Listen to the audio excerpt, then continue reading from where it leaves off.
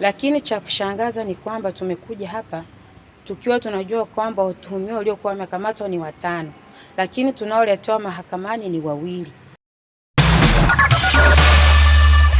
Sisi kama wanandugu tumefika hapa mahakamani kwa ajili ya kuja kusikiliza hii kesi ya mdogo wetu. Lakini cha kushangaza ni kwamba tumekuja hapa tukiwa tunajua kwamba watuhumiwa waliokuwa wamekamatwa ni 5, lakini tunaoletewa mahakamani ni 2. Lakini cha kushangaza, tunashangaa jinsi walivyomwachia mtuhumiwa ambaye ni namba 1, ambaye ni mume wa Rhoda, ambaye kwa majina anaitwa Wilson Chazi. Kwa nini ameachiwa? Wamemwachia kwa sababu gani? Mtuhumiwa namba 1 ambaye ni mume wa marehemu haonekani. Familia ya marehemu Rhoda Jonathan aliyeuawa kwa kukatwakatwa mapanga Oktoba 23 mwaka huu imeibua maswali mengi na mashaka nje ya viunga vya mahakama ya hakimu mkazi Musoma baada ya shauri kesi ya mauaji namba 2912/2025 ilipofikishwa mbele ya hakimu mkazi mkuu Eugenia Rwajahuka kwa ajili ya kutajwa kwa mara ya pili. Watuhumiwa wawili wamefikishwa mahakamani hapo, mmoja akiwa ni mwalimu na mkazi wa jijini Mbeya aitwaye Marco Maginga miaka 45 na Mwita Maginga miaka 45 ambaye ni mkulima na mkazi wa wilaya ya Tarime mkoani Mara. Utata wa ndugu wa marehemu ni mshangao juu ya watuhumiwa waliofikishwa mahakamani hapo, huku wakihoji yupo wapi kigogo wa TARURA Injinia Wilson Chazi ambaye ndiye mshtakiwa namba 1 ambaye jeshi la polisi mkoa wa Mara lilitoa taarifa ya kumshikilia Injinia Wilson mume wa marehemu, pia wakidai watu 5 walikuwa wakishikiliwa kuhusiana na kesi hiyo. Mshangao wao ni kuona watuhumiwa hao wawili pekee kwa siku ya pili mbele ya mahakama. Hata hivyo, imeelezwa mahakamani hapo kuwa watuhumiwa hao wanadaiwa kutekeleza kitendo cha mauaji ya Rhoda kwa kumkatakata mapanga sehemu mbalimbali za mwili wake na kusababisha kifo chake baada ya kumvamia nyumbani kwake Burunga, kata ya Uwanja wa Ndege, wilayani Serengeti. Imeelezwa kuwa tukio hilo lilitokea Oktoba 23 majira ya usiku, ambapo washtakiwa hao walifika nyumbani kwa Rhoda kwa lengo la kufanya tukio hilo.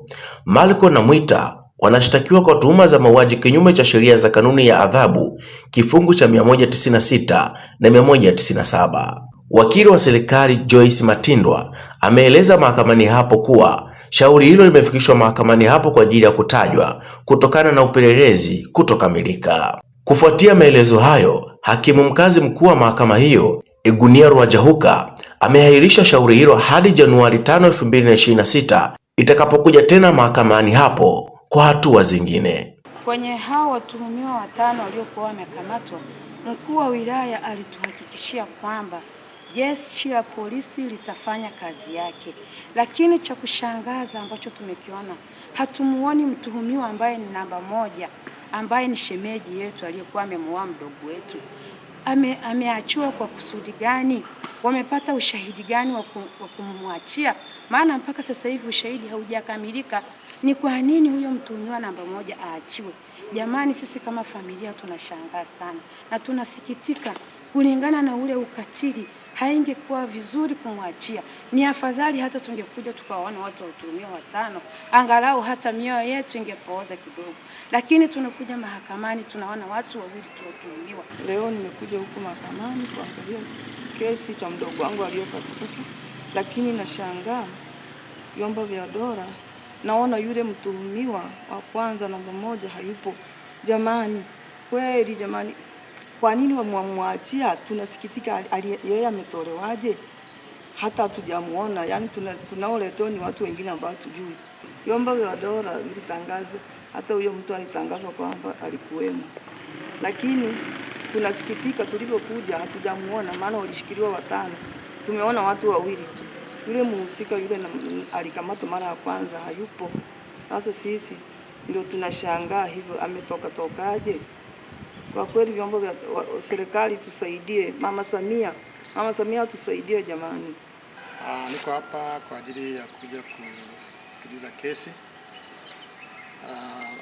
ambayo inahusiana na mauaji ya dada yetu anaitwa Rhoda aliyeuawa, lakini nasikitika kushangaa kwamba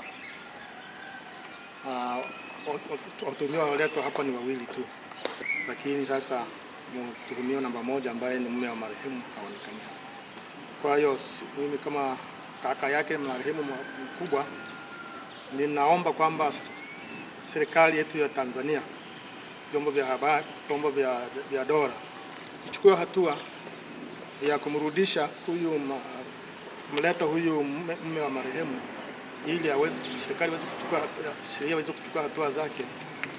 Kwa majina naitwa Linus Amri, ni wakili wa kujitegemea, lakini katika kesi hii nina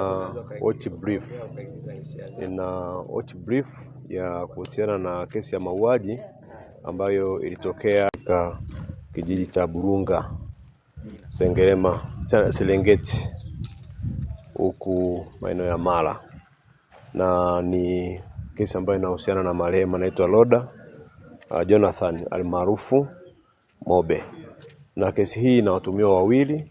Leo wamefikishwa mahakamani kwa ajili ya kuangalia kama upelelezi umekamilika, na bado upande wa jamhuri wanasema upelelezi haujakamilika, na kesi imetajwa tena tarehe 5 kwa ajili ya kuangalia kama kweli upelelezi utakuwa umekamilika, ili sasa hatua za kisheria ziendelee. Kesi ya mauaji yote tunazitaga ni murder case, ambayo inashtakiwa chini ya kifungu cha 196 na 197 cha Penal Code, ambacho kimefanywa marekebisho 2023. Ni kesi ambayo inaendelea, na upelelezi utakapokamilika basi watafanywa komito kwa ajili ya kwenda mahakama kuu.